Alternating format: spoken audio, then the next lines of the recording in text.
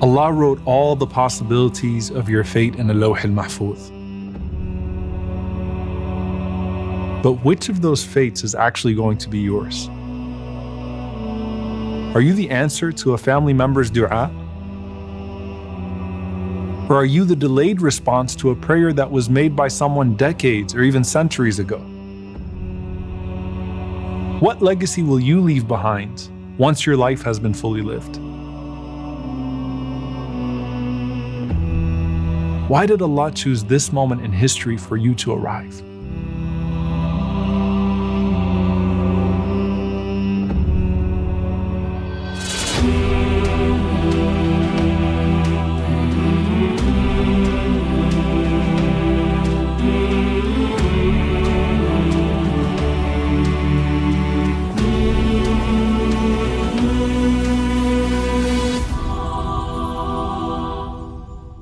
Maybe your parents and grandparents made dua for you, dreaming of your future success and happiness. Maybe you were a welcome surprise, or even a scary thought. However your conception was perceived by others, your existence was planned by Allah. He chose the environment that is perfectly suited for your personality and your potential. And He brought you into this world at a certain time, to a certain family, in a specific place, to fulfill your special purpose. Try to think of yourself as a light from Allah's decree brought to this world just at the right time, maybe even as an extension of the light of someone that came before you. Remember that gathering of Adam alayhi salam walking around and seeing people's light? Think of him being amazed by your light.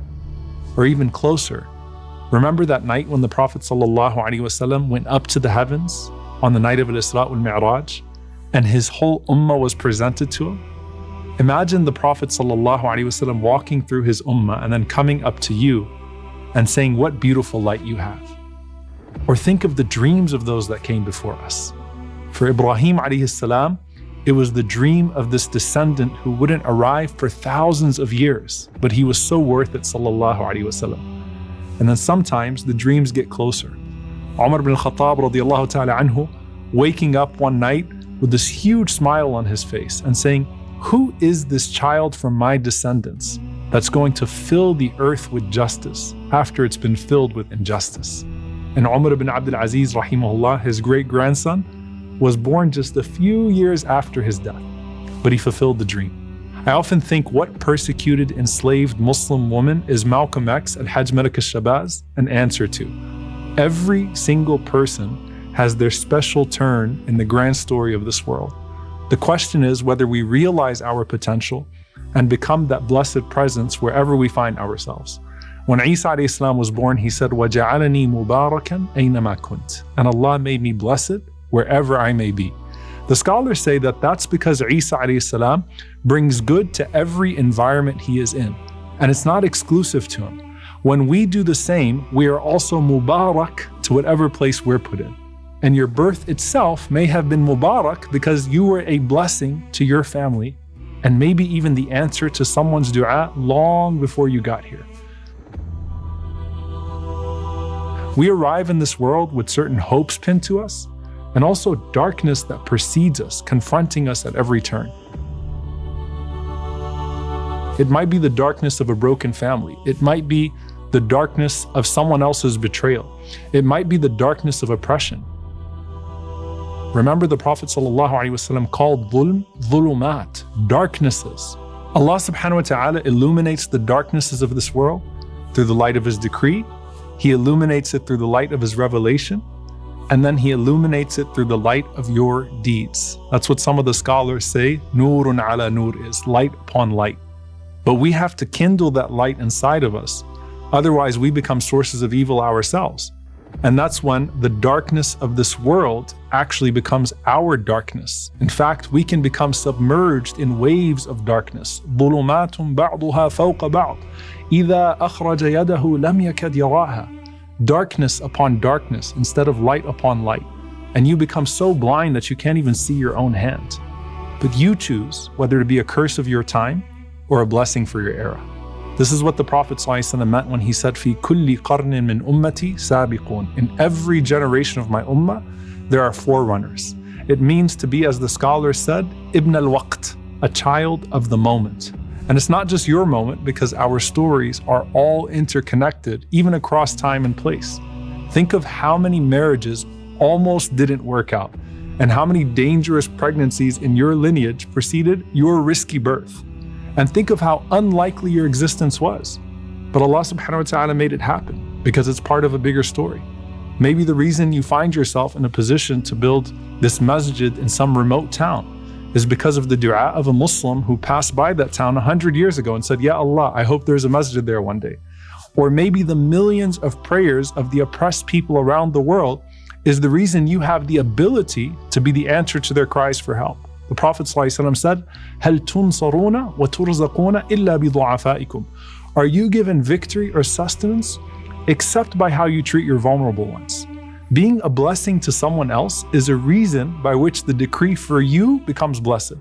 So as for the Prophet ﷺ himself, he said, أَنَا دَعْوَةُ أَبِي إِبْرَاهِيم. I am the dua of my father Ibrahim. And the glad tidings of Isa. And when he was born, sallallahu alaihi wasallam, in the darkest of eras, his mother saw a light that lit up the entire world to where she could even see the palaces of greater Syria. Now that's him, sallallahu alaihi wasallam. Rahmatan lil alameen, a mercy to all the worlds for all times. But why did Allah choose you for now? And what has Allah chosen for you now? ما ترك من الجهل شيئا من أراد أن يحدث في الوقت غير ما أظهره الله فيه. The one who wants there to appear in the moments other than what Allah has manifested is full of ignorance. Know Allah, then know yourself, then know your purpose, and then make the most of that moment. So many people look back at other periods of history and wonder, why wasn't I there instead? You had similar trials in some way, but in other ways you're completely different. Imagine how badly the tabi'een who just missed being able to live with the Prophet ﷺ felt when they realized they were left out of being Sahaba. But then when they would tell the companions, how blessed are you all to have lived with the Prophet ﷺ, the Sahaba would respond and say, you have no idea how hard it was to support Islam in its earliest days. Do you really know that if you lived in that time, you would have been Abu Bakr and not Abu Jahl?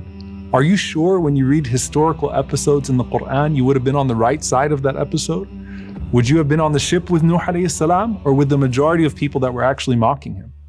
Would you have been ready to support Musa alayhi salam against a vicious tyrant like Fir'aun? Well, every part of history has elements of these stories, with all of their tyrants and trends. And you have to decide which character you are today. Because Allah created you for now, because that's what's best for you.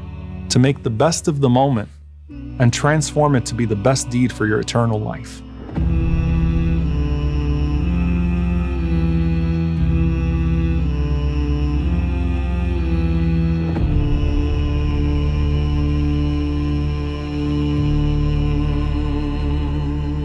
And I promise you that you will have moments of ease and moments of hardship.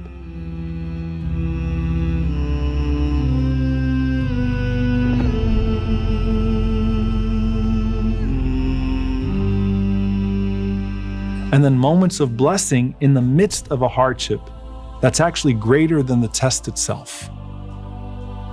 And every single one of those moments was perfectly planned by the Most Wise, whether we see the wisdom in them at the moment or not. So what moments were planned for you?